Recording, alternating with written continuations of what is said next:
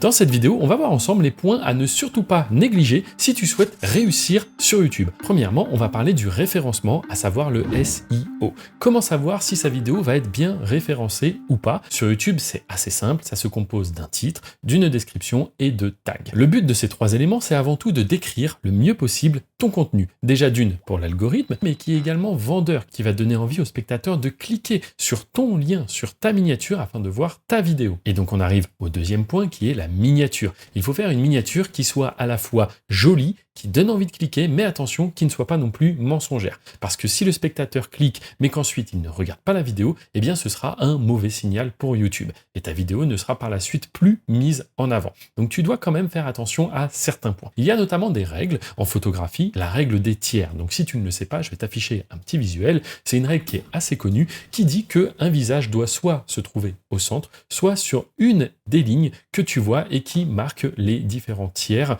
de l'image. Tu verras que de très nombreux créateurs suivent cette règle car c'est tout simplement la définition d'une miniature qui va bien fonctionner, qui va être belle, qui va être bien mise en scène. Et c'est important également de savoir combler les vides. Tout cela, ça s'apprend. C'est à force de faire des miniatures et surtout de regarder les miniatures des concurrents, celles qui marchent, celles qui font des vues. Ensuite, ce qui est très important et vraiment le cœur du sujet à ne pas négliger, eh bien c'est la vidéo, tout simplement. Donc il faut qu'il y ait une bonne intro parce que c'est au début de ta vidéo que tu vas voir une énorme baisse des spectateurs. Donc la plupart du temps, dis-toi que c'est jusqu'à un tiers des spectateurs qui est perdu dans les 30 premières secondes d'une vidéo. Et du coup, ton but va être de conserver le spectateur le plus longtemps possible. Car oui, c'est ce qu'on appelle le watch time et c'est une data hyper importante. Oui, c'est comme cela que YouTube va savoir si un contenu est intéressant ou pas. Enfin, ce n'est pas tout. Si tu arrives à faire un bon titre, une bonne miniature, une vidéo de qualité qui va conserver le spectateur le plus longtemps possible, eh bien il faudra également être régulier. Par exemple, sur cette chaîne où tu es actuellement, qui a été lancée il y a juste quelques mois,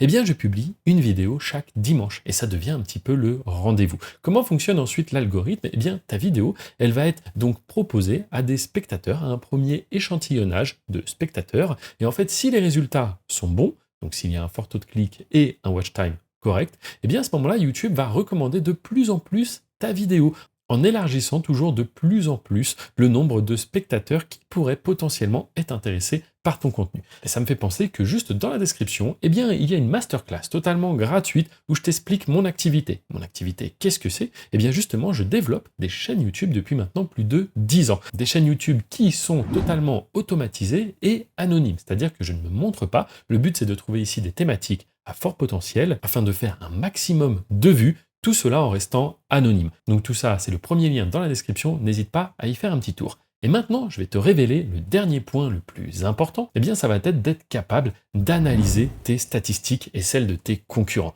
Donc comment faire? Eh bien, tu as des outils tels que Social Blade qui vont te permettre de voir le nombre de vues que fait un concurrent chaque jour. Tu vas également connaître le nombre d'abonnés qu'il fait par jour, par mois. Mais ce n'est pas tout. YouTube va également te donner des indications sur tes performances, notamment ton pourcentage de clics sur une miniature, ainsi que ta durée de watch time qui est très importante, comme je te l'ai dit juste avant. Tout cela peut paraître simple, mais en vérité, c'est un écosystème assez complexe qui n'a fait justement qu'évoluer sur ces 10 dernières années. Donc si tu as envie de générer des revenus complémentaires ou bien même vivre totalement de YouTube, je ne peux que t'inciter à passer à l'action, car c'est en faisant que l'on apprend. Maintenant, si tu souhaites aller plus vite, prendre un raccourci, eh bien comme je te l'ai dit, dans la description, il y a une masterclass où je présente moi mes méthodes de travail et comment est-ce que je fais aujourd'hui pour générer de très très grosses chaînes en anonyme sur YouTube. C'est le premier lien, je t'invite à cliquer. Si tu as des questions, n'hésite pas à les poser en commentaire, je réponds à tout le monde. C'est également là que vous me proposez des idées de vidéos et puis moi je te dis à très bientôt. Ciao!